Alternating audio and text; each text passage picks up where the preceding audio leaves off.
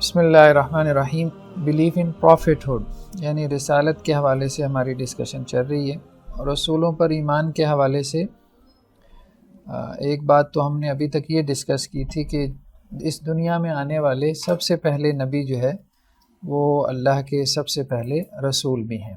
دوسری بات ہم نے یہ ڈسکس کی تھی کہ ہسٹورین جو ہے وہ انہوں نے ورلڈ ہسٹری کو اسٹڈی کرنے کے لیے اس کو مختلف پیریڈز میں تقسیم کیا، کیٹیگرائز کیا، جیسے یہ سٹون ایج ہے، پھر سٹون ایج کے بعد برونز ایج ہے، پھر اس کے بعد آئرن ایج ہے، پھر جو ہے وہ کلاسیکل ایج ہے یا مڈل ایج ہے، پھر ماڈرن ایج ہے۔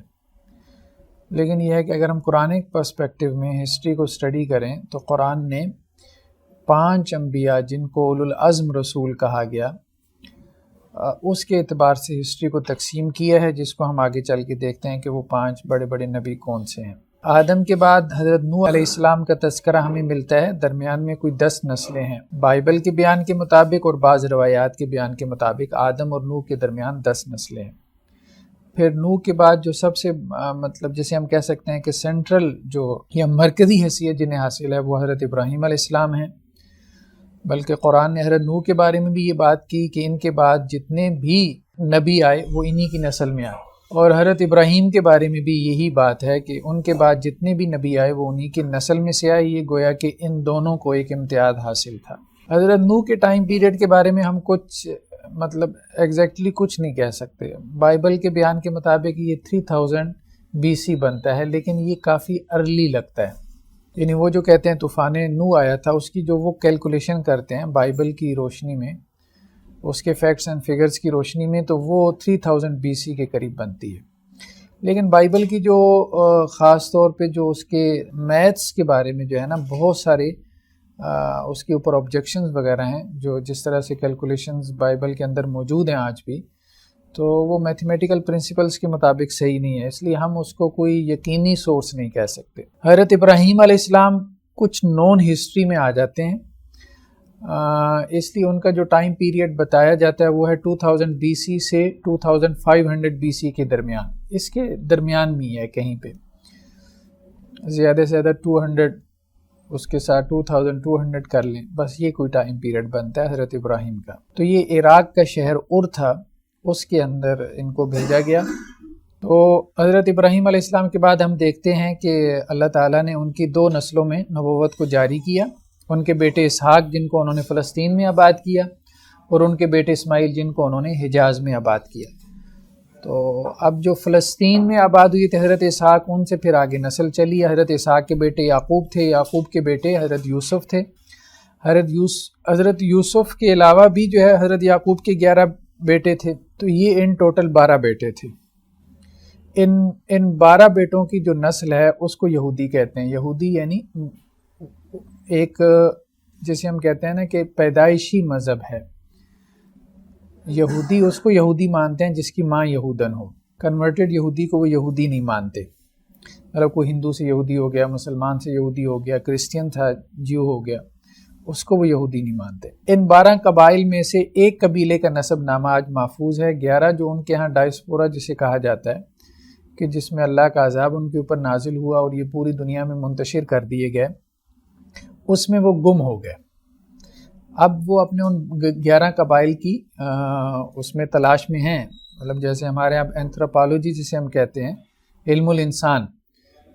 عبرانی یونیورسٹی کے بعد جو عبرانی یونیورسٹی اسرائیل کی مطلب واحد بڑی یونیورسٹی ہے، اور اس کے بعد پروفیسرز کا کہنا یہ ہے جن کا ہسٹری سے کوئی شغف ہے، انہوں نے جو ریسرچ کی ہے وہ یہ کہتے ہیں، واللہ عالم، اب اللہ بہتر جانتا ہے، کہ یہ جو ہمارے ہاں سرحد میں پٹھان ہیں، تو یہ کہتے ہیں کہ یہ جو ہے نا خواص سے ہمیں یہ لگتا ہے کہ یہ ہمارے ان گمشدہ قبائل کی اولاد میں سے ہیں، نسل میں سے ہیں۔ ہاں بہرحال جو بھی ہے، لیکن یہ ہے کہ ابھی جو محفوظ نسل ہے ان کے پاس وہ ایک ہی جو حضرت یعقوب کے بیٹے تھے انہی سے جو آگے چل رہی ہے۔ اس کے بعد جو ہے وہ حضرت یوسف کے بعد جو بڑے نبی ہمیں ملتے ہیں اسی لڑی کے اندر، وہ حضرت موسیٰ ہے۔ حضرت موسیٰ کا جو ٹائم پیریڈ ہے وہ 1300 BC یعنی لگ بھگ یہ ٹائم پیریڈ بنتا ہے۔ پھر اس کے بعد حضرت داؤد ہیں، حضرت سلیمان ہیں، ان کا جو ٹائم پیریڈ ہے وہ 1000 BC بنتا ہے۔ اس کے بعد حضرت یونس ہیں، حضرت یونس کا کوئی ٹائم پیریڈ بنتا ہے 700 BC کا، وہ نینوا کے شہر میں آئے تھے۔ اب نون ہسٹری میں نینوا کا تذکرہ بھی ہمیں ملتا ہے۔ اس کے بعد پھر مطلب حضرت یحییٰ ہیں، حضرت زکریا ہیں، پھر آخر میں سیکنڈ لاسٹ نبی حضرت عیسیٰ ہیں، اور آخری نبی اللہ کے رسول صلی اللہ علیہ وسلم ہیں۔ دونوں کے درمیان تقریباً جو ہے وہ 600 سال کا فرق ہے، مطلب 610 میں اللہ کے رسول کو نبوت ملی نا، تو 610 عیسوی میں، تو یہ درمیان میں فترت وحی کا زمانہ کہلاتا ہے، یعنی جس میں وحی نہیں آئی۔ فترت کا مطلب ہے رک گئی تھی وحی۔ اس سے پہلے کی جو صورتحال تھی وہ یہ تھا کہ بنی اسرائیل میں ایک وقت میں 3 نبی بھی ہوا کرتے تھے، یا ایک نبی آتا تھا تو دوسرا نبی، مطلب ایک نبی جاتا تھا تو دوسرا نبی آ جاتا تھا، اس قسم کی صورتحال تھی۔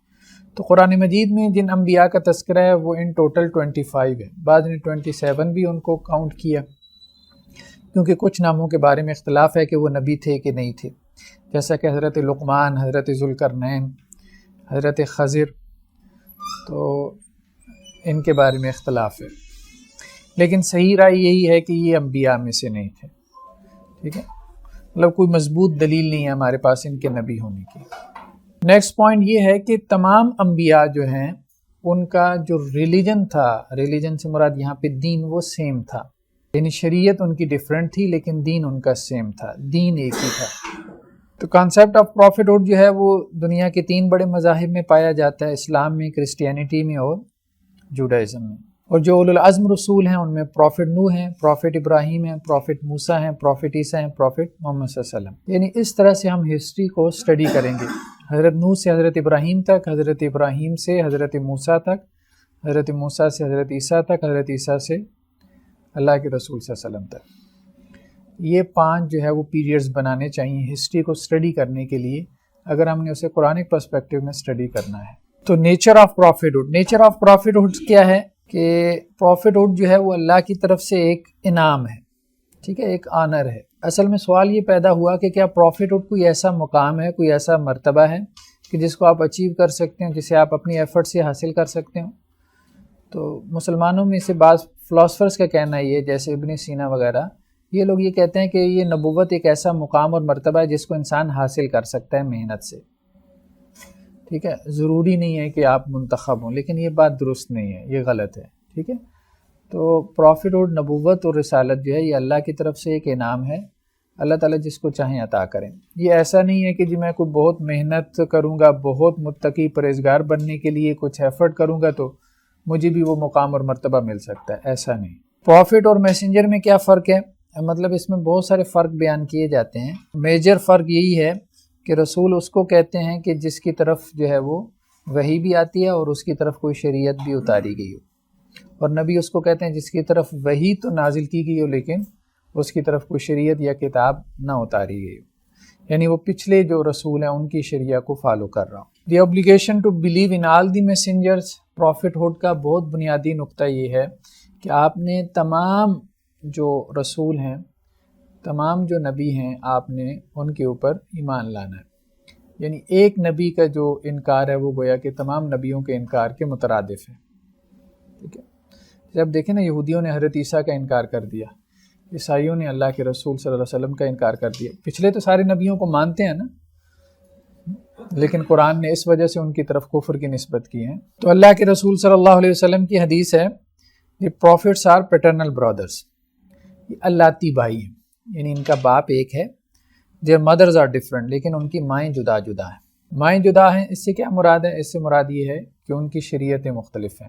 تو دین کیا ہے؟ دین بیسیکلی فنڈامنٹلز ہیں، تو فنڈامنٹل یا بیسس جو ہے وہ ہر دور میں سیم رہی ہیں، حضرت آدم سے لے کے اللہ کے رسول صلی اللہ علیہ وسلم تک دین ایک ہی رہا ہے، فنڈامنٹلز تبدیل نہیں ہوئے، ٹھیک ہے۔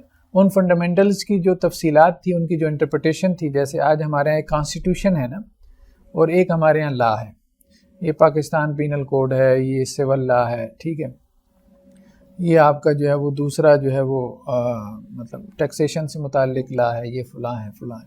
تو کانسٹیٹیوشن جو ہے نا وہ سیم رہا ہے ہر دور کے اندر، یعنی فنڈامنٹل سیم رہی ہیں، نماز پڑھنی چاہیے، ٹھیک ہے، یہ آدم سے لے کے اللہ کے رسول صلی اللہ علیہ وسلم تک، ایسا ہی معاملہ رہا. لیکن نماز کیسے پڑھنی چاہیے اس کی تفصیلات مختلف رہی ہیں. روزہ رکھنا چاہیے، ٹھیک ہے، زکوٰۃ دینی چاہیے، حج کرنا چاہیے، توحید کا حکم دیا گیا، شرک سے منع کیا گیا، ٹھیک ہے، جھوٹ کو حرام قرار دیا گیا، ٹھیک ہے، قتل سے منع کیا گیا، ایڈلٹری سے منع کیا گیا. تو یہ تمام چیزیں ہیں جو تمام جو ہے وہ نبیوں کے ہاں سیم رہی ہیں. یہی وجہ ہے کہ آج بھی ہم دیکھتے ہیں کہ جو مختلف جو آسمانی کتابیں ہیں جن کے بارے میں اگرچہ قرآن نے یہ بھی کہا ہے کہ ان میں تعریف ہو چکی ہے، ڈسٹارشن ہو چکی ہے، لیکن اس کے باوجود اس میں آپ کو ایسی چیزیں مل جاتی ہیں جو ہمارے دین کی بنیادی ہدایات ہیں. تو بائبل کے حوالے سے 10 کمانڈمنٹس بہت معروف ہیں، اور ان میں سے پہلا حکم ہی کیا ہے کہ میرے ساتھ کسی کو شریک نہ ٹھہراؤ، ٹھیک ہے، تو بت پرستی نہ کرو، ٹھیک ہے. اسی طرح سے جو ہے وہ مطلب غریبوں کی مدد کرو، قتل نہ کرو، ایڈلٹری میں نہ مبتلا ہو جاؤ، ٹھیک ہے، چوری نہ کرو، تو اپنے پڑوسی کو جو ہے وہ تنگ نہ کرو. تو یہ احکامات نہ صرف ہمیں یہاں پہ ملتے ہیں یہودیت عیسائیت میں، جنہیں ہم سیمیٹک ریلیجن کہتے ہیں. تو ریلیجنز کی دو بڑی ڈویژنز ہیں نا، ایک وہ جو سیمیٹک ریلیجنز کہلاتے ہیں. سیمیٹک ریلیجنز ان کو کہتے ہیں جنہیں ہم آسمانی ادیان ان کا ترجمہ کرتے ہیں، جو اپنی نسبت آسمان کی طرف کرتے ہیں. دوسرا نان سیمیٹک ریلیجن وہ ہیں جو مین میڈ ریلیجنز ہیں، جو انسانوں نے بنائے ہیں. جیسے یہاں پہ سکھ ازم ہے، ہندوازم ہے، بدھزم ہے، زراسٹرینزم ہے، کنفیوشنزم ہے.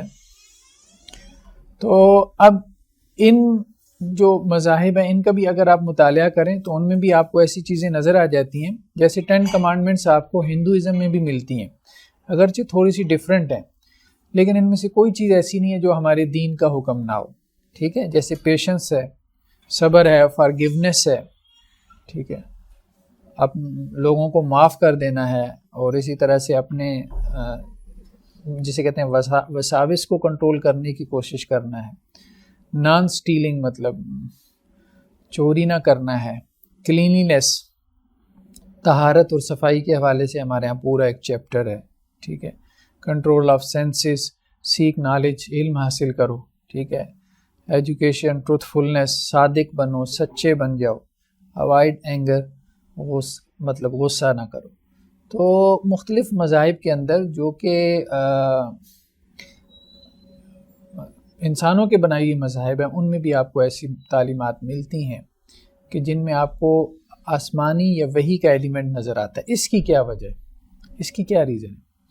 اس کی وجہ یہ ہے کہ دنیا میں کوئی مذہب ایسا نہیں ہے. یہ بات ہم مطلب جن لوگوں نے بھی مذاہب پہ ریسرچ کی ہے وہ اس بات کو اچھی طرح سے کنکلوڈ کر سکتے ہیں، ایکسپلور کر سکتے ہیں کہ دنیا میں کوئی بھی مذہب ایسا نہیں ہے جو کہ انسانوں کا بنایا ہوا ہو اور اس نے وحی سے کوئی رہنمائی نہ لی ہو. تو ممکن نہیں ہے. تو وہ وحی کی جو رہنمائی ہے وہ آپ کو صاف طور پہ نظر آتی ہے انسانوں کے بنائی ہوئی مذاہب کے اندر بھی. بعض لوگوں نے تو یہ بھی کہا ہے کہ یہ کرپٹڈ مذاہب ہیں. اصل میں اس میں دو اپروچز ہیں ان مذاہب کو اسٹڈی کرنے کی. مثال کے طور پہ سمجھنے کے لیے بات کر رہا ہوں، ہندوازم کو بعض لوگوں نے کہا یہ کرپٹڈ مذہب ہے. کرپٹڈ مذہب کیوں ہے؟ وہ کہتے ہیں یہ اصل میں دین ابراہیمی تھا. برہمن کا لفظ جو ہے وہ ابراہیم سے بنا ہے، تو یہ دین ابراہیمی تھا جس کو انہوں نے کرپٹ کر لیا، جیسے مشرکین مکہ نے دین ابراہیمی کو کرپٹ کر لیا.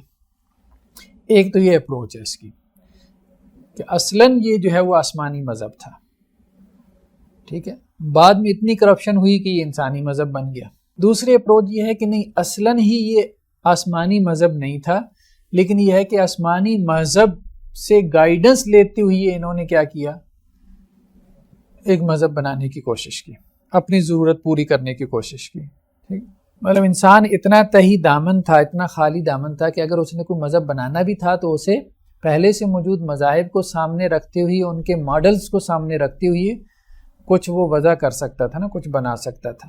ٹھیک، اور وہ پہلے سے موجود کیا تھے؟ وہ سارے آسمانی مذاہب تھے. تو یہ سیکنڈ اپروچ ہے ان نان سیمیٹک ریلیجنز کو اسٹڈی کرنے کی. دونوں صورتوں میں ان کے اوپر بہرحال انفلوئنس ہے، سیمیٹک ریلیجنز کا انفلوئنس ہے. دوسری چیز جو آج ہمیں ڈسکس کرنی ہے وہ ہے اللہ کے رسول صلی اللہ علیہ وسلم کی جو پروفٹ ہوڈ ہے اس کی خاص طور پہ کیا کریکٹرسٹکس ہیں.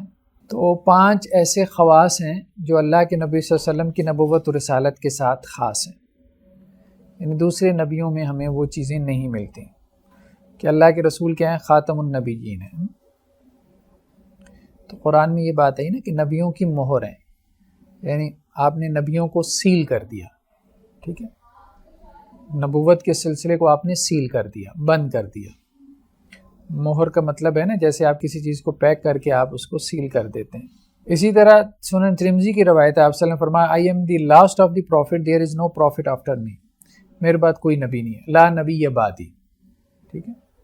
کچھ لوگ اصل میں خاتم النبیین کا الگ سے ترجمہ بھی کر لیتے ہیں نا، لیکن یہ ہے کہ جو حدیث ہے، حدیث میں تو بالکل واضح آ گیا نا کہ اس سے مراد کیا ہے، خاتم النبیین سے۔ اللہ کے رسول نے خود وضاحت کر دی نا کہ خاتم النبیین سے کیا مراد ہے۔ اللہ کے رسول نے کیا کہا کہ میں خاتم النبیین ہوں، اس سے کیا مراد ہے، there is no prophet after me، لا نبی بعد، میرے بعد کوئی نبی نہیں۔ تو کہنے کا مطلب یہ ہے کہ قرآن مجید کی کسی لفظ کی انٹرپریٹیشن کا سب سے زیادہ رائٹ یا حق اللہ کے رسول کو ہے نا۔ ایک انٹرپریٹیشن ہمیں اللہ کے رسول سے مل جائے گی تو پھر بھلے آپ لغت کی کتابیں چھان ماریں اور ادھر ادھر سے چیزیں لے آئیں تو وہ قابل قبول نہیں ہوگی جب تک وہ اللہ کے رسول کی انٹرپریٹیشن کے مطابق نہیں ہوگی۔ تو باقی تو قرآن نے خود کہا یضل بہ کثیرا ویہدی بہ کثیرا ہے، قرآن جو ہے وہ اپنے ذریعے سے بہت سارے لوگوں کو گمراہ بھی کرتا ہے، بہت سارے لوگوں کے لیے ہدایت کا ذریعہ بھی بن جاتا ہے۔ تو بعض روایات میں یہ بھی ہے، اللہ کے رسول صلی اللہ علیہ وسلم نے کہا کہ میرے بعد 30 کے قریب جو ہے وہ دجال آئیں گے جو نبوت کا دعویٰ کریں گے۔ دوسری چیز کیا ہے، یونیورسلٹی آف دی پروفیٹہڈ، اللہ کے رسول جو ہیں وہ یونیورسل نبی ہیں۔ یونیورسل یعنی جسے ہم کہتے ہیں عالمی نبی ہیں۔ اس سے پہلے جو نبوت ہوتی تھی وہ لوکل ہوتی تھی، مقامی ہوتی تھی، ایک خاص قوم کی طرف، ایک اسپیسیفک نیشن ہوتی تھی، ایک خاص علاقہ ہوتا تھا جس کی طرف کسی نبی کو نبی یا رسول بنا کے بھیجا جاتا تھا۔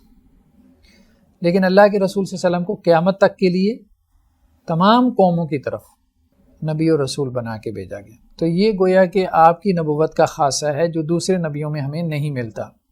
مقام محمود، یہ بھی ایک مقام ہے، مرتبہ ہے جو اللہ کے رسول صلی اللہ علیہ وسلم کو دیا جائے گا، ٹھیک ہے، جیسا کہ سورہ بنی اسرائیل میں ہے نا کہ اللہ تعالیٰ آپ کو کیا کریں گے، your lord will raise you to مقام محمود، ہے station of praise and glory, ایک مقام ہے، ایک مرتبہ ہے۔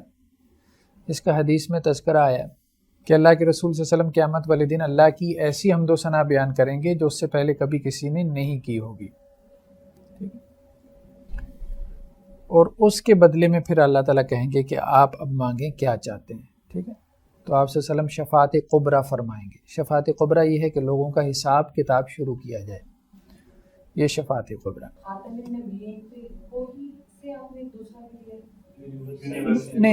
نہیں یہ تو اور ہے نا۔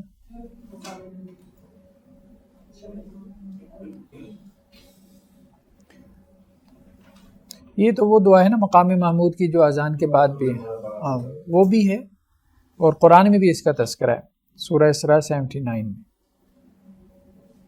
جو وسیلہ ہے وہ بھی تو مقام ہے؟ نہیں، وسیلہ جو ہے میڈیم ہے، وہ مقام نہیں ہے، وہ میڈیم ہے، ذریعہ ہے۔ جس طرح کی صحابی پاک میں آتے ہیں کہ حضور صلی اللہ علیہ وسلم سے فرمایا کہ ہم اس وقت دنیا میں جب بھی پریشان ہوتے ہیں، آپ سے ملنا چاہتے ہیں کہ آپ سے مل لیتے ہیں، تو آخرت میں تو آپ جو ہے اعلیٰ مقام پہ ہوں گے، ہم نیچے والے مقام پہ ہوں گے، تو ہم کس طرح آپ سے مل سکیں گے؟ تو حضور صلی اللہ علیہ وسلم نے وہ ایک مشہور حدیث ہے کہ جس سے محبت کرو گے اسی کے ساتھ آپ، ایسا ہی بالکل ایسا ہی۔ اس کا مطلب جو یعنی اگر آپ سے اس مقام پہ ہیں، وہ مقام تو نبیوں کے لیے، کیونکہ جو دوسرے صحابہ کے لیے تھا، تو اس حدیث کو کس طرح سے کوئی کیا ہے دوسرا صحابہ کا پھر مقام، اس کا مطلب وہ بھی اس کے قریب ہی ہوگا یا کس طرح سے؟ یعنی آپ سے فرمایا کہ جس سے محبت کرتے ہوں گے آخرت کے دن اسی کے ساتھ ہوں گے۔ نہیں، مطلب کہنے کا مطلب یہ نہیں ہے کہ دوری ختم ہو جائے گی نا، ڈسٹنس ختم ہو جائے گا، بس کوئی معنی نہیں رکھے گا۔ ہاں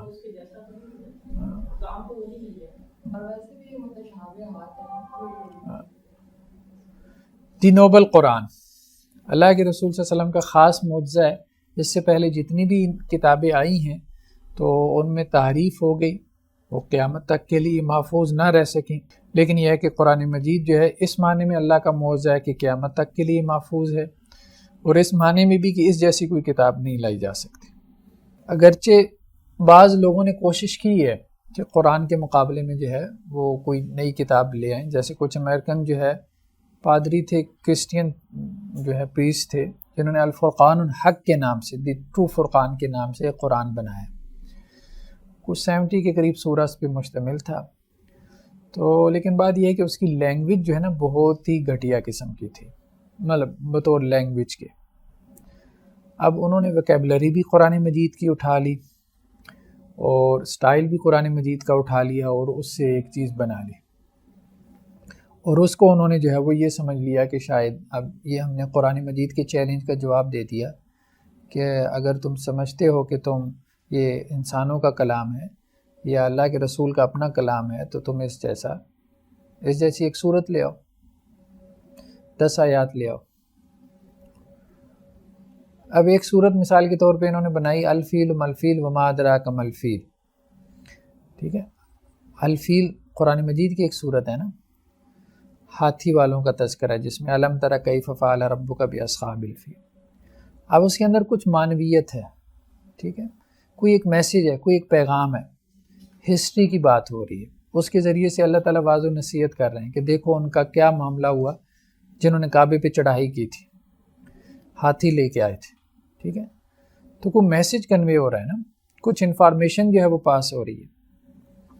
لیکن یہ جب صورت بنانے بیٹھے تو انہوں نے ایک تو وہاں سے ویکیبلری اٹھائی قرآن مجید کی، الفیل سٹائل جو ہے وہ دوسری صورت سے اٹھایا، القاریہ ملقاریہ وما ادراک ملقاریہ، الحاقہ ملحاقہ وما ادراک ملحاقہ. تو اس نے اس کو اس طرح سے بنایا الفیل ملفیل وما ادراک ملفیل. ہاتھی کیا ہوتا ہے، تمہیں کیا پتہ ہاتھی کیا ہوتا ہے. تو اب بات یہ ہے کہ نہ اس میں کوئی معنویت ہے، نہ کوئی میسیج ہے، نہ کوئی پیغام ہے. ٹھیک ہے، بچوں کے جیسی جو ہے وہ آپ نے کہانیاں بنانے کی کوشش کی ہے، اس کے لیے ویکیبلری سٹائل بھی قرآن سے چوری کی ہے. ٹھیک ہے، جسے پلیجرزم کہتے ہیں نا، اخیر درجے کا. تو اس قسم کی اسٹوپڈ حرکات کرتے رہتے ہیں یہ لوگ اپنے لوگوں کو مطمئن کرنے کے لیے. دیکھیں جی ہم نے تو قرآن جو ہے نا وہ بنا کے لے آئے. یہ ایسی ہے نا جیسے ہمارے ہاں کے 18-20 سال کے کسی نوجوان کو شاعری کا شوق چڑھے اور وہ 2-4 غزلیں کہے اور پھر کہے کہ بھائی میر تقی میر کون ہوتے ہیں یا مرزا غالب کو تو میرے سامنے بیٹھنا چاہیے، تو لوگ اس کا مذاق ہی اڑائیں گے. ٹھیک ہے، جو فن کو جانتے ہیں. تو پوئٹری جو ہے ظاہری بات ہے، ادب، لٹریچر، یہ ایک فن ہے نا. تو جن لوگوں نے اس فن میں ایک زندگی گزاری تو وہ جانتے ہیں بھائی یہ جو نثر ہے، یہ جو شاعری ہے، اس کا کیا مقام ہے، کیا مرتبہ ہے. ٹھیک، یہ تو نہیں کہ چند جملے جو ہے وہ آپ ایک کافی اور ردیف میں جوڑ کے لے آئیں اور اب آپ کہیں کہ جو وہ بڑا کلام آپ نے کہہ دیا ہے. بہرحال تو 5ویں چیز کیا ہے، ascension to the highest heaven، جسے ہم معراج کہتے ہیں، آسمانوں کا سفر. یعنی اس دنیا میں رہتی ہوئی جو معراج حاصل ہوئی ہے وہ صرف اللہ کے رسول صلی اللہ علیہ وسلم کو. دنیا سے چلے جانے کے بعد تو پھر وہی ہے نا، واقعہ معراج میں بھی ہم دیکھتے ہیں کہ اللہ کے رسول نے کسی کو پہلے آسمان پہ دیکھا، حضرت آدم کو. ٹھیک ہے، حضرت یحییٰ اور عیسیٰ کو دوسرے آسمان پہ دیکھا. ٹھیک، تو اسی طرح سے 6ٹھے آسمان پہ حضرت موسیٰ کو، 7ویں پہ حضرت ابراہیم کو. لیکن یہ ہے کہ دنیا میں رہتی ہوئی یہ آسمانوں کا سفر، یہ اللہ کے رسول صلی اللہ علیہ وسلم کی نبوت اور رسالت کا خاصہ ہے، واقعہ معراج. یہاں پہ جو آسمان ورڈ یوز ہوا ہے اس کو ہم کیا گیلیکسی کے طور پہ لیں گے کیا؟ نہیں، آسمان جو ہے نا خاص طور پہ جو قرآن مجید کا لفظ ہے سماوات، تو اس کا ہم ترجمہ نہیں کر سکتے. مطلب ابھی ہمارے پاس کوئی الفاظ نہیں ہے اس کا ترجمہ کرنے کے لیے. لغت میں ویسے سمون کا لفظ جو ہے وہ بلندی کے معنی میں استعمال ہوتا ہے، تو سما جو ہے وہ اونچی چیز کو کہتے ہیں. لیکن بہرحال یہ ایک اصطلاح ہے قرآن مجید کی، اس سے مراد لغوی معنی نہیں ہے. والسماء بنا، قرآن نے کہا نا ہم نے آسمان کو ایک چھت بنایا. تو اب وہ آسمان کیسا ہے اس کی تفصیلات وہ زیادہ ہمیں نہیں بتائی گئی. تو لیکن ہم اس سے یہ نہیں کہہ سکتے کہ جی 7 یونیورسز ہیں، کہنا مشکل ہے. ٹھیک ہے نا، کہ ایک یونیورس کے اوپر دوسری یونیورس ہے. لیکن یہ بات ضرور ہے ہمیں قرآن اور حدیث سے ملتی ہے کچھ چیزیں جو ہیں، جیسے آسمان ایک چھت کی مانند ہے اور یہ اوپر تلے ہیں اور ان کے درمیان ڈسٹنس ہے، فاصلہ ہے، اور یہ 7 ہیں. 7 سے مراد 7 کا نمبر ہی ہے، اور اس کے اوپر پھر اللہ کا عرش ہے. دوسری چیز ہے فینائلٹی آف پروفٹ ہوڈ، ختم نبوت جس کا بھی ہم نے تذکرہ کیا ہے، تو اللہ کے رسول صلی اللہ علیہ وسلم کی یہ حدیث ہے صحیح مسلم کی کہ قیامت اس وقت تک قائم نہیں ہوگی جب تک کہ 30 قسم کے جھوٹے لوگ، جسے ہم کذاب کہتے ہیں اپنی زبان میں، دجال کا لفظ بھی آیا ہے، وہ نہ آ گزریں، جن میں سے ہر ایک یہ دعویٰ کرے گا کہ میں اللہ کا نبی ہوں۔ 3 تو اللہ کے رسول صلی اللہ علیہ وسلم کے زمانے میں انہوں نے دعویٰ کر دیا تھا نا، مسلمہ کذاب نے، ٹھیک ہے، اسود انسی، اور ایک عورت بھی تھی شجاع کے نام سے جس نے نبی ہونے کا دعویٰ کیا۔ تو اللہ کے رسول صلی اللہ علیہ وسلم جو ہیں وہ آخری نبی ہیں، آپ کے بعد جو ہے وہ نبوت کا دروازہ بند ہو چکا ہے۔ اب جو لوگ نبی ہونے کا دعویٰ کرتے ہیں، کلیم کرتے ہیں، اب سوشل میڈیا پہ بھی بعض اوقات کچھ چیزیں وائرل ہو جاتی ہیں، تو کچھ لوگوں کو تو آپ کہہ سکتے ہیں کہ جیسے کوئی مینٹل ڈس آرڈر ہے، سائیکولوجیکل ڈس آرڈر کہہ دیتے ہیں، مینٹل ایلنس ہے، اور کچھ لوگ واقعتاً میں سمجھ رہے ہوتے ہیں کہ ہمارے ساتھ مطلب معاملہ جو ہے وہ ٹھیک نہیں ہو رہا، لیکن پھر بھی اس کو کلیم کر رہے ہوتے ہیں، اور وہ یہ سمجھ رہے ہوتے ہیں کہ شیطان کی طرف سے ہو رہا ہے۔ میرے پاس ایک مرتبہ، یہ پرانی بات ہے، شاید 2007-8 کی بات ہوگی، تو لوگ آتے تھے بس سوالات وغیرہ پوچھنے کے لیے، تو ایک مرتبہ ایک لڑکا آیا میرے پاس، اور ایسے جیسے کوئی ممی ڈیڈی بچہ ہوتا ہے، بیکن ہاؤس سے پڑا ہوا، حالانکہ کلین شیو، وہ جینز کی پینٹ پہنی ہوئی، وہ بڑی اچھی فیملی سے۔ تو مجھے یاد ہے میں ایسی بس لیپ ٹاپ کی طرف دیکھ رہا تھا، تو وہ آ کے بیٹھ گیا، تو میں نے پوچھا کیا مسئلہ ہے، تو وہ اچانک اس نے کہا میرے پاس جبریل آتا ہے۔ تو میں تھوڑا سا میں نے اس کی طرف دیکھا، اس کی شکل و صورت، تو میں نے کہا اس کو کیا ہو گیا، مطلب یہ کوئی مذہبی آدمی بھی نہیں۔ پھر اس نے مجھے اپنی فیملی کا بتایا، وہ بہت اچھی فیملی سے بلانگ کرتا تھا، بہت اچھی فیملی۔ تو مجھے لگا کہ اس کو کیا مسئلہ ہے، مطلب چلیں کوئی غریب مسکین، اس کو تو فالوور چاہیے، ٹھیک ہے، اسے کوئی دولت چاہیے، پیسہ چاہیے اس قسم کے کلیم کے لیے، تو اس کا مسئلہ کیا ہو سکتا۔ پھر میں نے اس کے ساتھ کوئی ڈسکشن کی اس کو کھنگالنے کے لیے، تو میں نے کہا وہ جبریل آ کے کیا کہتا ہے، اس نے کہا مجھے وحی سناتا ہے۔ میں نے کہا مجھے بھی سناؤ، تو اس نے مجھے عربی میں سنائی، لیکن وہ عربی غلط سلط تھی۔ پھر میں نے پوچھا اچھا مجھے یہ بتاؤ وہ کہتا کیا ہے، خلاصہ کیا ہے اس کی باتوں کا۔ وہ مجھے یہ کہتا ہے کہ تم عیسیٰ ہو، تم جیزس ہو۔ اچھا اور کیا کہتا ہے؟ اور یہ کہتا ہے کہ اللہ تعالیٰ نے جو ہے نا تمہیں اس امت کی وہ گائیڈنس، رہنمائی جو بھی ہے اس کے لیے بھیجا ہے، اس کے مسائل کو حل کرنے کے لیے، تو تم باہر جا کے نا یہ کلیم کرو۔ اب مجھے وہ یہ کہتا ہے۔ میں نے کہا اچھا مجھے یہ بتاؤ، تم مطلب اچھے بھلے سمجھدار مطلب معلوم ہوتے ہو، تو تم نے اپنے گھر والوں سے مشورہ کیا، انہیں یہ باتیں بتائیں ہیں؟ کہتا ہے ہاں بتائیں ہیں۔ میں نے کہا وہ کیا کہتے ہیں؟ کہتے ہیں گھر والے تو یہ کہتے ہیں کہ خود بھی جوتے کھاؤ گے ہمیں بھی کھلاؤ گے۔ میں نے کہا تمہارے گھر والے تو بالکل ٹھیک کہہ رہے ہیں، تو تمہیں یہ بات کیوں نہیں سمجھ میں آ رہی؟ کہتا ہے وہ پھر کون ہے؟ میں نے کہا جو تم سمجھ رہے ہو، جو تم سمجھ رہے ہو وہ وہی ہے۔ کہتا ہے شیطان ہے، میں نے بھی یہی سمجھا تھا، لیکن ایک معاملہ ہو گیا کہ جس کے بعد مجھے یقین ہو گیا کہ یہ شیطان نہیں ہے۔ میں نے کہا کیا ہوا؟ کہتے ہیں میں نے ایک دفعہ اس کو آزمائش کرنے کے لیے اس کی کہ یہ شیطان ہے یہ جبریل ہے، میں نے اس سے موبائل فون مانگ لیا، تو اس نے مجھے فوراً لا دیا۔ میں نے کہا یہ تو کوئی بات نہیں، تو تم اسے اس سے امریکہ کے صدر کا سر مانگ لیتے تو پھر میں مان لیتا کہ وہ واقعتاً جبریل ہے اور تمہیں لا بھی دیتا تھا۔ تو یہ تو کوئی بات نہیں، یہ تو کوئی بھی شیطان کوئی بھی جن کر سکتا ہے، ٹھیک۔ تو خیر اس کی میں نے کافی کاؤنسلنگ کرنے کی کوشش کی۔ مجھے جو بات سمجھ میں آئی وہ یہی تھا کہ اصل میں شیطان آ رہا تھا اس کے پاس، کسی ایسی ایکٹیویٹی میں ملوث ہو گیا جس کی وجہ سے شیطان اس پہ حاضر ہونا شروع ہو گیا، اور اس طرح سے بہت لوگوں کو شیاطین جو ہے وہ ڈی ٹریک کرتے ہیں۔ یعنی یہ مسئلہ ہو سکتا ہے کہ اس کے پاس کوئی آتا ہو، وہ اپنے کلیم میں جھوٹا نہ ہو، ٹھیک ہے نا، ہو سکتا ہے وہ اپنے کلیم میں سچا ہو، لیکن یہ ہے کہ جو آ رہا ہے اس کا وہ کیسے انالیسس کر رہا ہے کہ یہ جبریل ہے، شیطان نہیں ہے۔ تو بعض لوگوں کا یہ بھی مسئلہ ہوتا ہے، تو اور اس وجہ سے وہ پھر کلیم کرنا شروع کر دیتے ہیں۔ مطلب بہت سنسیئر، بہت نیک، متقی، پرہیزگار جن کی ہسٹری ہوگی، تو وہ جب ایسا کلیم کرے گا تو اس کا مطلب یہ ہے کہ وہ شیاطین کے ہتھے چڑھ گئے۔ اسی طرح ایک اور صاحب ایک مرتبہ، مطلب عجیب و غریب قسم کے لوگ ہیں، اتنا بڑا انہوں نے بنڈل بھیجا ہمارے ادھر قرآن اکیڈمی میں، تو وہ کیا ہے جی، وہ پاکستان کا دربار انہوں نے نہیں چھوڑا جس پہ انہوں نے حاضری نہ دی ہو، اور اب یہ کیا ہے، یہ وحی ہے جو ان پہ نازل ہوئی ہے۔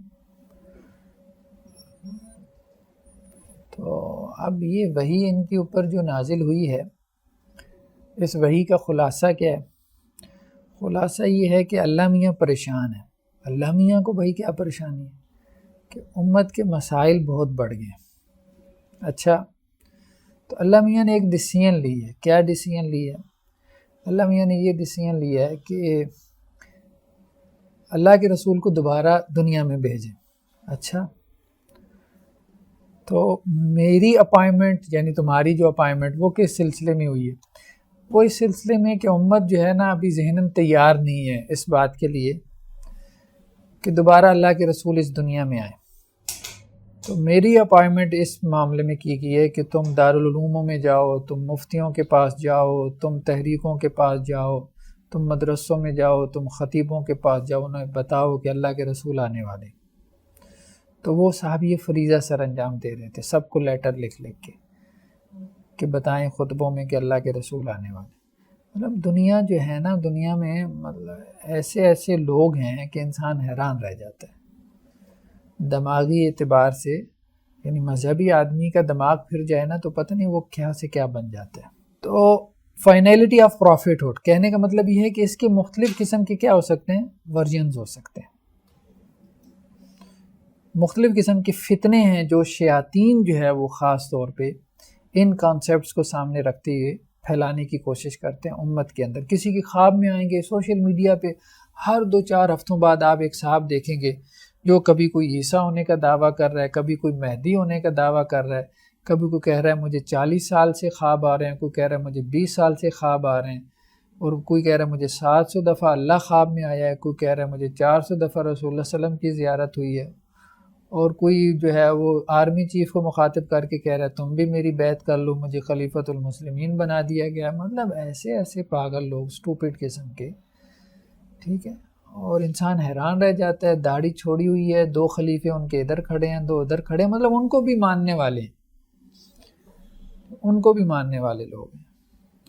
تو ہماری قوم جو ہے نا بہت زیادہ ضعیف الاعتقادی کا شکار ہے، ٹھیک ہے۔ مطلب آپ اپنے جسم کے 2-4 بال توڑ کے کسی اچھے سے شیشے کے برتن میں رکھ کے جو ہے اعلان کر دیں کہ رسول اللہ صلی اللہ علیہ وسلم کے بال ہیں، دیکھیں صبح سے شام تک لائن لگ گئی۔ تو یہ ضعیف الاعتقادی کی وجہ سے بہت سارے لوگوں کو پھر موقع ملا ہے اور انہوں نے اس قسم کے کلیمز کیے، دعوے کیے۔ کسی نے مسیح ہونے کا دعویٰ کیا، یعنی عیسیٰ ہونے کا، کسی نے نبی ہونے کا دعویٰ کیا، کسی نے جو ہے مہدی ہونے کا دعویٰ کیا۔ تو ہمارا جو کانسٹیٹیوشن ہے، خیر اس میں 298C ہے کہ جس کے مطابق قادیانی یا احمدی جو گروپ ہے جو اپنے آپ کو یہ کہتے ہیں کہ جی ہم غلام احمد قادیانی کو نبی مانتے ہیں، تو ان کو نان مسلم ڈکلیئر کیا گیا۔ کس وجہ سے یہ ساری موو کس وجہ سے چلی؟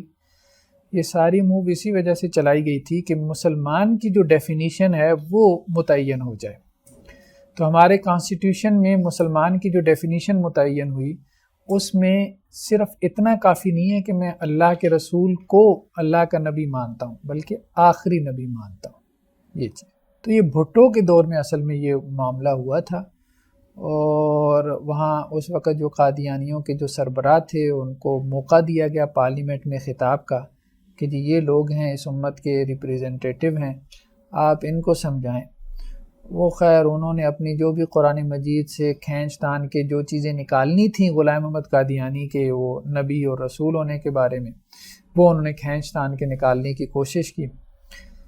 آخر میں جو ہے وہ ایک صاحب نے ایک سوال کیا جس سے جو ہے وہ سارا پھر یہ لیجسلیشن ہوئی. انہوں نے کہا بھئی بات یہ ہے کہ ہم تو لوگ ہیں سادے سے، ہمارا کوئی دینی بیک گراؤنڈ نہیں ہے. غلام محمد قادیانی صاحب نبی تھے نہیں تھے، آپ قرآن سے ثابت کر رہے ہیں، کبھی یہ دلیل کبھی وہ دلیل، ہمارے پلے تو کچھ بھی نہیں پڑ رہا، نہ ہم اتنی عربی جانتے ہیں، نہ ہمیں قرآن کا پتہ ہے، پڑھنا نہیں آتا تو ہمیں اس کی کیا سمجھنا. آپ صرف یہ بتائیں کہ جو غلام محمد قادیانی کو نبی نہیں مانتے، آپ اس کو کیا سمجھتے ہیں؟ اس نے کہا کافر. بس اس کے یہ منہ سے نکلنا تھا تو وہ ساری جو ہے نا وہ پارلیمنٹ ان کے خلاف ہو گئی. وہ پھر بھٹو نے کہا کہ اب قانون سازی کر دو، مطلب یہ اتنے ایکسٹریمسٹ ہیں تو اب لیجسلیشن آپ لوگ کر لو، ٹھیک ہے. کیونکہ اس سے پہلے وہ یہ سمجھ رہا تھا کہ شاید وہ دوسرا طبقہ جو ہے وہ ایکسٹریمسٹ ہے، کہ وہ ان کو کہہ رہا ہے کہ یہ نان مسلم ہے. تو کہہ رہا ہے کہ یہ اتنے تھوڑے ہو کے اتنی میجورٹی کو کہہ رہے ہیں کہ نان مسلم ہے، تو بہتر ہے کہ اتنوں کو نان مسلم بنانے کے بجائے ان تھوڑوں کو نان مسلم بنا دیں. تو اسے یہ بات سمجھ میں آئی، پھر جو ہے نا اس پہ لیجسلیشن ہو گئی. دوسری چیز جو ہے وہ ہے بلاسفیمی. اسی سے متعلق بلاسفیمی جسے ہم توہین رسالت کہتے ہیں، اس حوالے سے بھی ہمارے ہاں کچھ قانون سازی موجود ہے. تو بلاسفیمی کا مطلب ہے ایکٹ آف انسلٹنگ پروفٹس اور ہولی پرسنس، مطلب کسی بھی نبی کی انسلٹ کرنا. ہمارے دین میں تو یہ ہے نا کہ نہ حضرت عیسیٰ نہ حضرت موسیٰ کسی کی بھی جو ہے وہ نہیں کر سکتے ہیں. تو بلاسفیمی کے حوالے سے جو ہمارے ہاں 295 ہے، 295 A B اور C ہے. اس میں ایک تو یہ ہے کہ پلیس آف ورشپ، مطلب اس کے تقدس کو پامال نہیں کرنا. دوسرا جو ریلیجس فیلنگز ہیں لوگوں کی، ان کو جو ہے وہ آپ نے ہرٹ نہیں کرنا. تیسرا ایک چیز قرآن کے بارے میں، قرآن کی توہین خاص طور پہ، اور اللہ کے رسول صلی اللہ علیہ وسلم کو ڈیفیم کرنا، کیونکہ اس سے ظاہری بات ہے سوسائٹی میں فساد اور فتنہ برپا ہوتا ہے نا. تو اس میں صرف یہ نہیں ہے کہ اسلام کو تحفظ دیا گیا، جتنے بھی مذاہب ہیں، اب اگر کرسچینز ہیں تو ان کے جو نبی اور رسول ہیں، جو ان کے یہاں جو سیکرڈ پرسنالٹیز ہیں، ان کی آپ توہین نہ کریں، ٹھیک ہے. تو یہی مراد ہے، یا ان کی جو کتاب ہے آپ اس کی توہین نہ کریں. یہ تو نہیں کہا گیا کہ جی قرآن کی نہیں کر سکتے تو بائبل کی بے شک کر سکتے ہیں، یہ تو نہیں ہے. تو تمام مذاہب کی جو پلیسز آف ورشپ ہیں، اسی طرح سے جو ان کی سیکرڈ بکس ہیں، جو ان کے یہاں ہولی پرسنز ہیں، ان کی توہین نہیں کی جا سکتی. تو اس میں صحابہ کو بھی شامل کیا گیا اللہ کے رسول صلی اللہ علیہ وسلم کے علاوہ. لیکن یہ ایک بات ضرور ہے کہ مطلب ہمارے ہاں بہت ڈیبیٹ چلی ہے بلاسفیمی کے حوالے سے، اصلاح کے حوالے سے، اس قانون کے حوالے سے، کہ اس کو جسٹیفائی کیا جا سکتا ہے کہ نہیں کیا جا سکتا. خیر اس پہ میں نے بھی کچھ لکھا ہے. جسٹیفائی تو آپ اس کو کر سکتے ہیں، لیکن اس میں جو ایشوز ہیں وہ اس کی امپلیمنٹیشن کے حوالے سے ہیں. یہ بات ٹھیک ہے، بعض اوقات اصلاح کی امپلیمنٹیشن میں اس کی غلط امپلیمنٹیشن کر دی جاتی ہے، اور جو ہمارے ہاں مسلکی تعصب ہوتا ہے، اس مسلکی تعصب کی وجہ سے مطلب لوگ بہت سارے جو ہے نا وہ غصے نکالتے ہیں اس کی آڑ میں. تو ایک مرتبہ میں گھر سے باہر نکلا تو ہمارے گھر کے سامنے ایک وکیل ہے، وہ ہائی کورٹ کے، تو بہت مجمع لگا ہوا، کوئی 200 بندہ ان کے گھر کے باہر کھڑا ہوا. 3-4 پولیس کی موبائل جا رہی ہیں، ایک ایس پی جو ہے وہ اس کے اوپر لگا ہوا ہے اسپیکر پہ، مجمع کو ٹھنڈا کر رہے ہیں. تو میں نے وہاں کھڑے نوجوانوں سے پوچھا یہ کیا اچانک کیا ماجرا ہوا. وہ اس نوجوان نے مجھے جو باتیں بتائیں، اس نے کہا کہ وکیل صاحب کے بیٹے نے قرآن جلایا ہے. اچھا اب مجھے سمجھ میں نہ آئی، وہ وکیل صاحب کے داڑھی بھی تھی، ٹھیک ہے، وہ ایک خاص اسکول آف تھاٹ سے تعلق رکھتے تھے جو کہ محلے کی مسجد کا اسکول آف تھاٹ نہیں تھا. تو بات کچھ سمجھ میں بھی آ رہی تھی. تو پورا محلہ ایک خاص اسکول آف تھاٹ کا تھا، ٹھیک ہے، وہاں پہ درمیان میں ایک گھر جو ایک دوسرے مکتب فکر مسلک کے صاحب کا تھا. تو میں نے کہا واقعہ ہوا کیا ہے، کچھ بتاؤ تو صحیح. تو وہ کہنے لگا کہ جی یہ وکیل صاحب کا بیٹا چھت کے اوپر قرآن مجید جلا رہا تھا، ساتھ کی پڑوسن نے دیکھ لیا، اماں جی نے، کو بوڑھی خاتون تھی، اور دونوں کی آپس میں یعنی وہ پڑوسیوں کی لگتی نہیں. وہ نیچے دوڑی ہیں، انہوں نے گھر والوں کو بتایا کہ یہ قرآن مجید جلا رہا ہے. گھر والوں نے بھی نہیں دیکھا، انہوں نے مسجد کی طرف بندے دوڑائے ہیں. امام مسجد کو خبر ملی ہے، اس نے اسپیکر کھولا ہے اور کہا ہے کہ فلاں گھر میں قرآن جلایا جا رہا ہے. سب وہاں پہنچو. اب وہاں لوگ ڈنڈے سوٹے لے کے پہنچے ہوئی، مٹی کا تیل پیٹرول لے کے پہنچے ہوئی. پولیس والے یہ منت سماجت کر رہے ہیں. ایس پی کہہ رہا ہے میں مسلمان ہوں، اگر اس نے واقعتاً قرآن جلایا قانون میں اس کی سزا ہے جو اس کو ملے گی، میں تم سے وعدہ کرتا ہوں. تو وہ یہ کہہ رہے ہیں کہ نہیں، اینے قرآن جلایا اسی اینو ایتھے جلانا، مطلب ہم نے اس کو یہاں آگ لگانی ہے. تو ہمارے ہاں بہرحال یہ چیز ہے، یہ چیز دیکھنے کو ملتی ہے کہ مسلکی اور مذہبی تعصب کی وجہ سے بہت سارے مقامات پہ بہت سارے کیسز میں مطلب معصوم لوگوں کو جو ہے وہ اس تعصب کی بھین چڑھا دیا جاتا ہے اس قانون کی آڑ لے کے.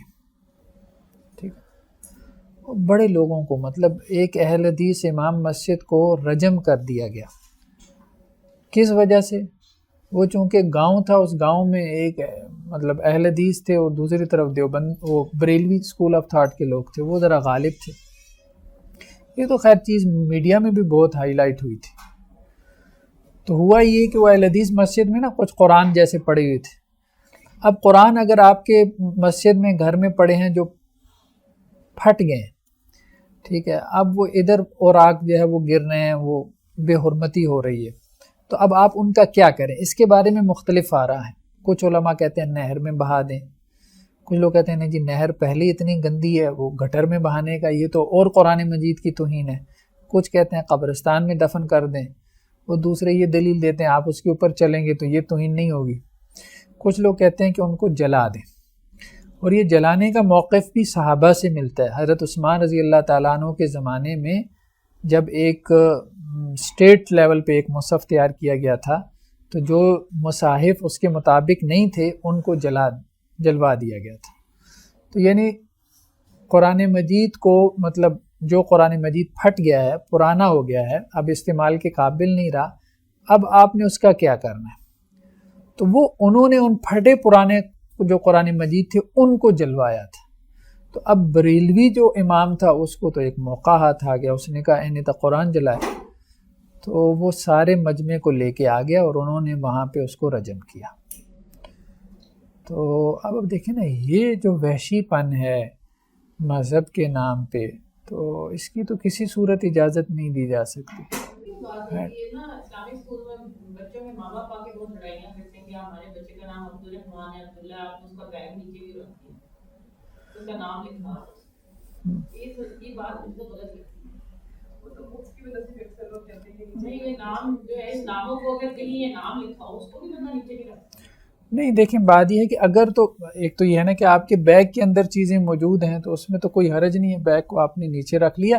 دیکھیں یہ لوگوں نے جب اس میں ایگزیجریشن کی نا تو ایک مرتبہ ایک صاحب جو ہے نا وہ ہم کسی جگہ کوئی مجلس تھی وہاں پہ، تو وہ میں نے دیکھا کہ وہ میری طرف پشت نہیں کر رہے جب جاتے، تو میں نے اسے پکڑ لیا، میں نے کہا کیا ہوا ہے؟ کہنے لگا تمہارے سینے میں قرآن ہے. تو میں نے کہا میرے سینے میں قرآن ہے تو کیا ہو گیا؟ نہیں قرآن کی طرف پشت نہیں کر سکتے، گناہ ملتا ہے. مجھے مولوی صاحب نے کہا میں نے تم ہر حافظ قرآن کے ساتھ یہ کرتے ہو؟ کہتا ہے یہی کرتا ہوں.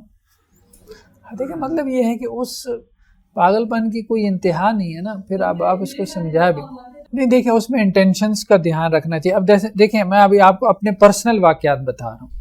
بچوں کو اجازت ہوتی ہے، فائنل ان کے ہو رہے تھے کہ وہ واش روم جا سکتے ہیں، اس کو آپ نہیں روک سکتے، 3 گھنٹے کے لیے آپ نے ان کو بٹھایا. وہ بچہ گیا واش روم میں تو انہوں نے بندے چھوڑے ہوتے ہیں گریڈ 4 کے سٹاف کہ جو بچہ جو ہے وہ زیادہ واش روم میں دیر لگائے تو اس کو ذرا چیک کرو. وہ بچے نے زیادہ دیر لگائی، اس نے اوپر سے جھانک لیا جس کی ڈیوٹی لگی تھی. اس نے جب جھانکا تو وہ اندر جو ہے نا اس کے پاس اسلامک سٹڈیز کے نوٹس تھے، اس میں قرآن مجید کی آیات بھی تھیں، حدیث بھی تھیں. اسلامک سٹڈیز میں اور ہونا کیا؟ اس نے اس کو تڑی لگائی کہ میں نے تجھے دیکھ لیا ہے، تو یہاں واش روم کرنے نہیں آیا، یہاں تو نے چھپا کے رکھے ہوئے تھے نوٹس اسلامک سٹڈیز کے واش روم میں، اور تو یہاں پہ چیٹنگ کر رہا ہے. اور میں نا ایگزامینیشن جو ہمارے جو کمیٹی ہوتی تھی وہ راؤنڈ پہ میں اس کو بلوانے جا رہا ہوں. اس نے باہر سے لگا دی کنڈی واش روم کو، اور اتنے میں وہ لڑکا دوڑا ہے اس کو ایگزامینیشن کمیٹی کو کال کرنے کے لیے کہ دیکھیں اندر وہ لڑکا بھی ہے اور اس کے ہاتھ میں نوٹس بھی ہیں. اب اس لڑکے کو کچھ سمجھ نہ آئی کہ میں کیا کروں، میں تو پکڑا جاؤں گا.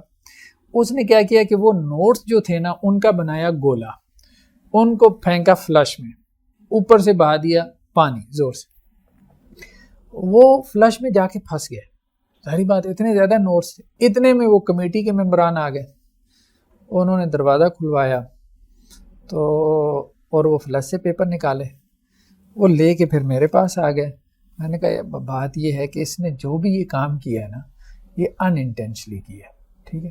باقی اس کا پیپر وغیرہ آپ ضرور کینسل کر دیں, ٹھیک ہے, وہ جو بائی رولز اینڈ ریگولیشن, لیکن اس چیز کو اگر باہر نکلنے دیں گے نا تو کوئی اس کا سر پھاڑ دے گا کہ اس نے قرآن کے ساتھ یہ کیا. تو یہ ہے کہ ایک آدمی کس کیفیت میں کیا کر جاتا ہے, تو وہ کیفیت امپورٹنٹ ہوتی ہے. اس کو سامنے رکھتی ہوئی جو ہے نا وہ اس کی کوئی اس مطلب کہ ہم نے اس کو کچھ مارجن دینا ہے یا ہم نے اس کو پنش کرنا, یہ بہت, اور یہ ہمارے یہاں نہیں ہو رہا. ایسے جذبات کا ایک بخار ہے, بس بخار ہے بس, وہ نکالنا. چلیں جی, سبحانک اللہم و بحمدک.